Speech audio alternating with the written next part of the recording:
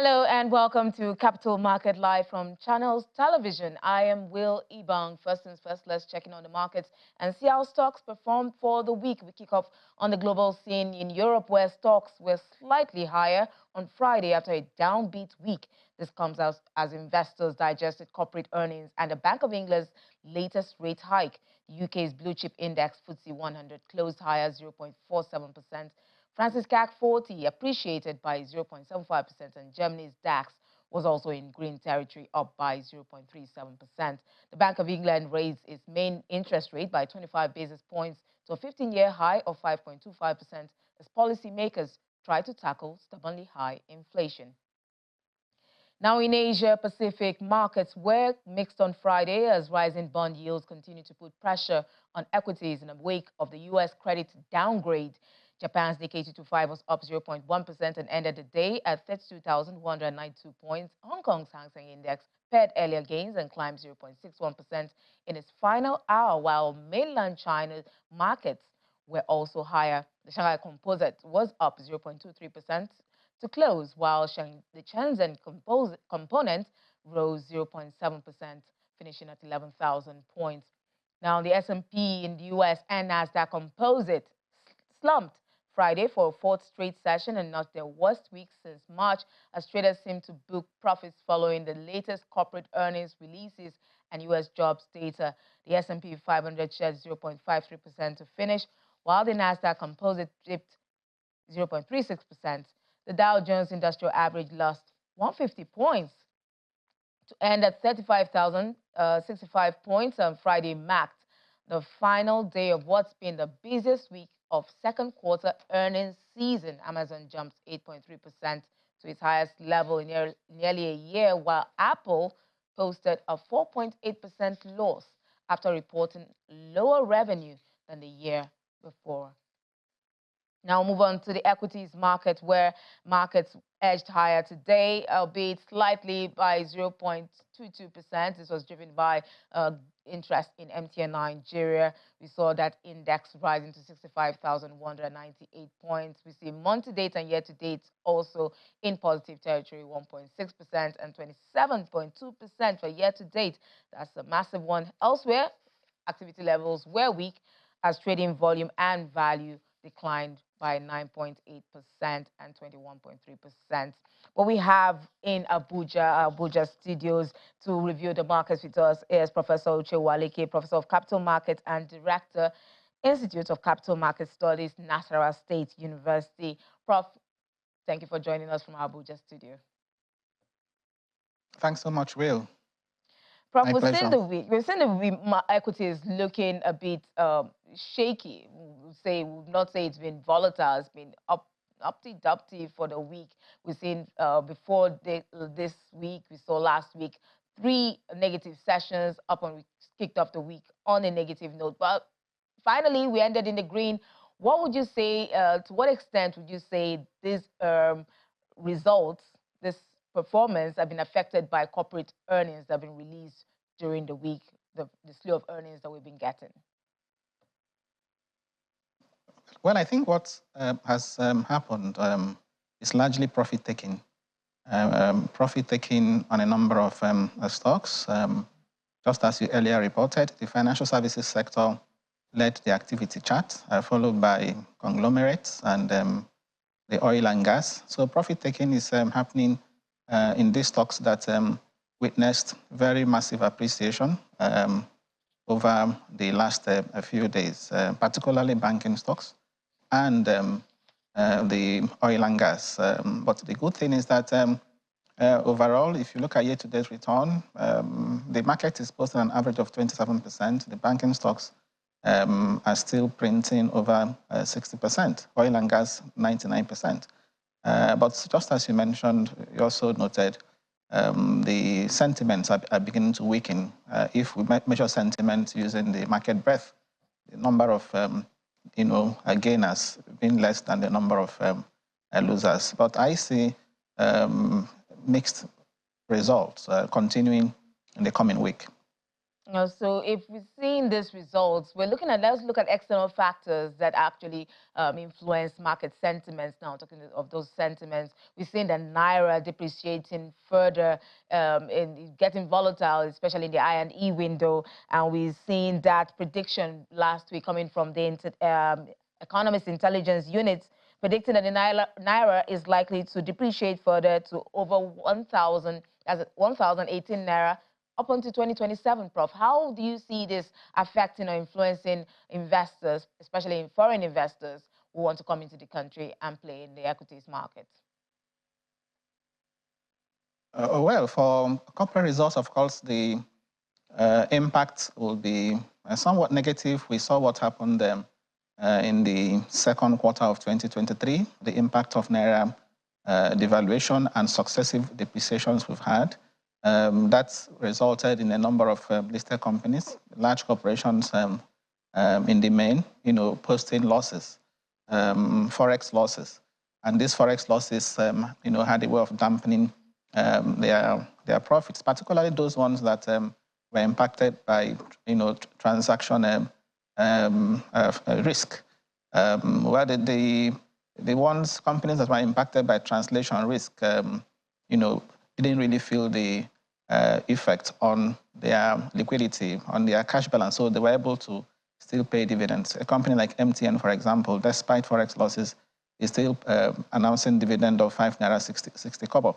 But some other companies, Guinness, Nestle, recorded massive forex losses. And with Naira depreciation, you should expect that these things will continue as long as they have these intra-group loans, they have related party loans and outstanding letters of credit.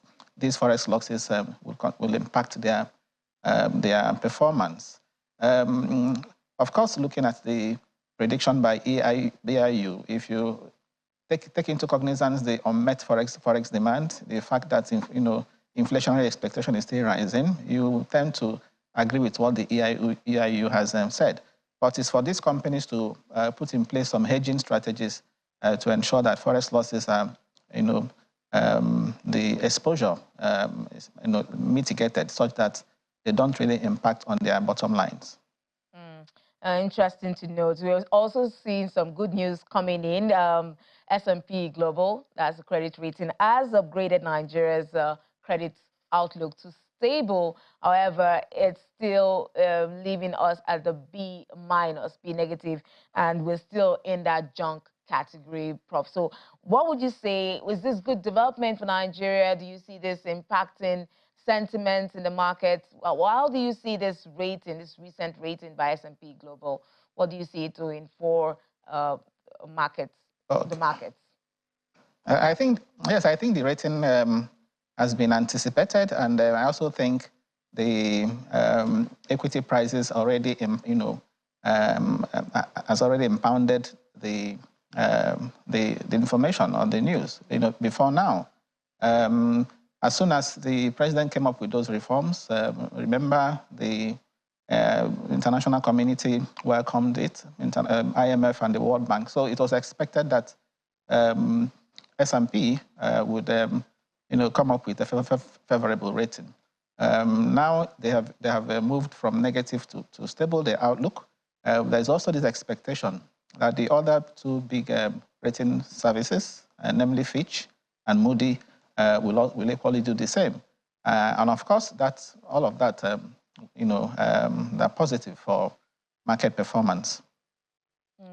So if we're looking at the positive performance, we're also seeing that positive sentiments, especially with the visit of the UK's foreign secretary to Nigeria. That's Mr. James Cleverly coming to the country. That came in this week.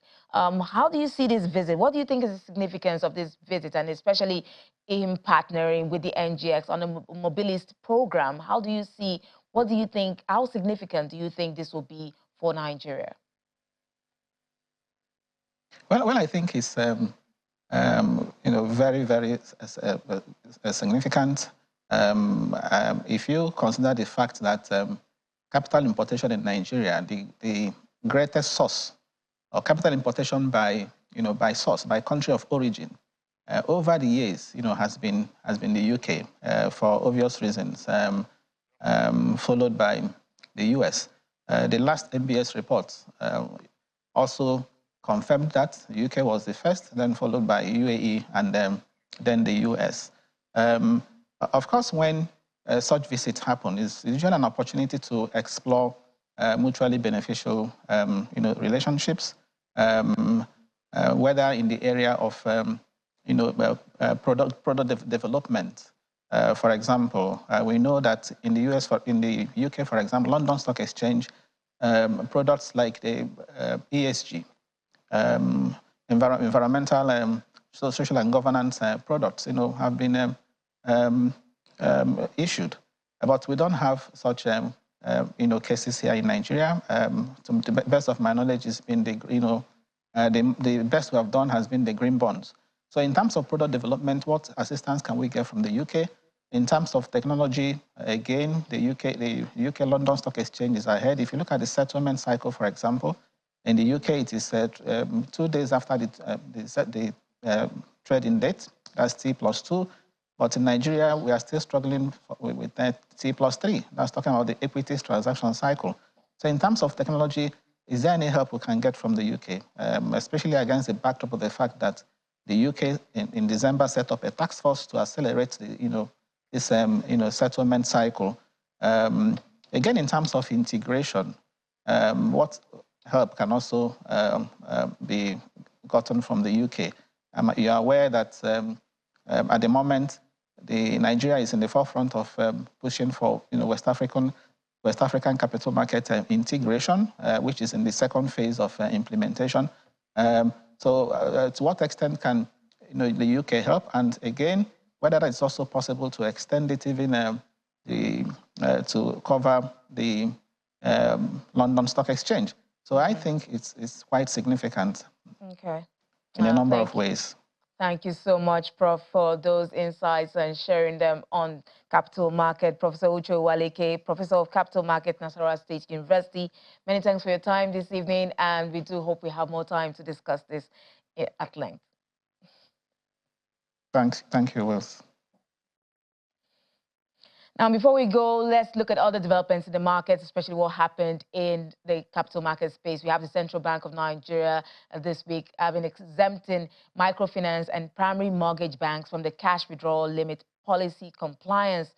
Now, in the statement released on its website, the CBN explains that the move was to enable them to continue to play their expected roles in the economy and provide specialized retail banking services to their customers. Under the updated cash withdrawal policy regime, the Apex Financial Market Regulator directs that with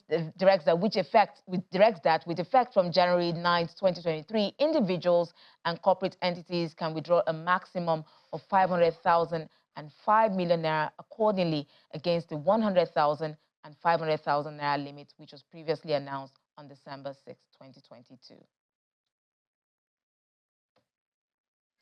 And that's it on Capital Market. Do join us same time next week. Don't forget you can watch this again on our channel's television page on YouTube. Also follow us on our other social media platforms to get updates. I'm Will Ibong. Goodbye for now.